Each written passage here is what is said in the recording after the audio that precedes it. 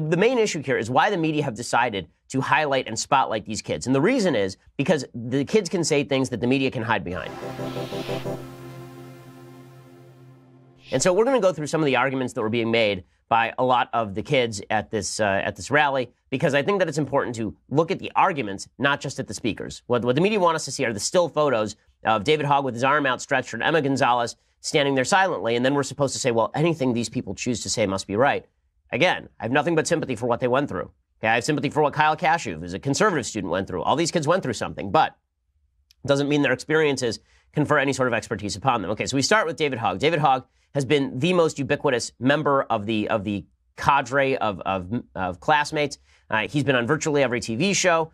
He's done Ellen. He does CNN on a regular basis. He does the Sunday shows. He doesn't know anything about guns. He doesn't know much about gun control, but he certainly knows how to demagogue. And so for 4 minutes, you'll hear him demagogue over and over and over in the most dramatic fashion.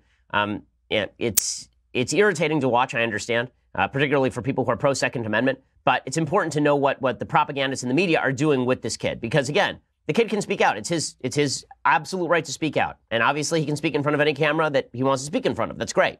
But he can be criticized just like anyone else. I know. I was 17. I wrote a syndicated column. I got criticized just like everybody else. That's the way free speech works in the country. Okay, here is David Hogg. We're going to go through his full speech, or as much of it as possible.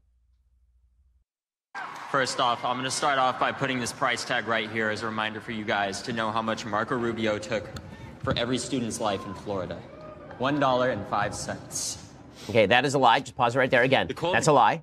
Okay, the $1.05 thing is a slander against Marco Rubio. It's disgusting. And by the way, if you want to actually come to some sort of agreement about what we can do here, you might want to start by talking to the senator from Florida who's actually proposed legislation with Bill Nelson on protecting schools. This is not designed to help anybody. This is designed to virtue signal. And it's designed in order so that Democrats can feel better about themselves. Okay, Hogg continues. Grasp of corruption shackles the District of Columbia. The winter is over. Change is here. The sun shines on a new day, and the day is ours. I don't know what that means. For the first-time voters show up 18% of the time at midterm elections. Not anymore. Well, I mean, we don't know the stats yet, so there's that. Now, who here is going to vote in the 2018 election? If you listen real close, you can hear the people in power shaking. They have gotten used to being protective of their position, choosing the safety of inaction. Inaction is no longer safe. And to that we say, no more. Okay, pause right there for 1 second. Okay, I just want to point something out. The generic ballot over the weekend closed to about 5 points. It had been up to 12, I believe. One of the reasons it's closing is because Republicans are looking at this kind of demagoguery and they're saying, fine, I'll go out and vote. Right before, the question was, would Republicans go out and vote in any significant numbers? And there is no reason to think Republicans would. It's an off-year election. There's no real galvanizing issue.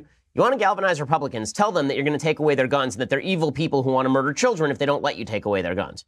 You want to know why that ballot gap is closing? It's because every time the media decide to go on a crusade against Second Amendment rights, there are a bunch of Americans say, fine, I'll finally get off my duff and go vote.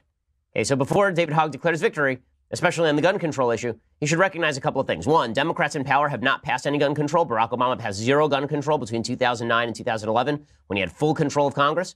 And two, Republicans are actually going to show up in broader numbers thanks to this sort of demagoguery than they would otherwise.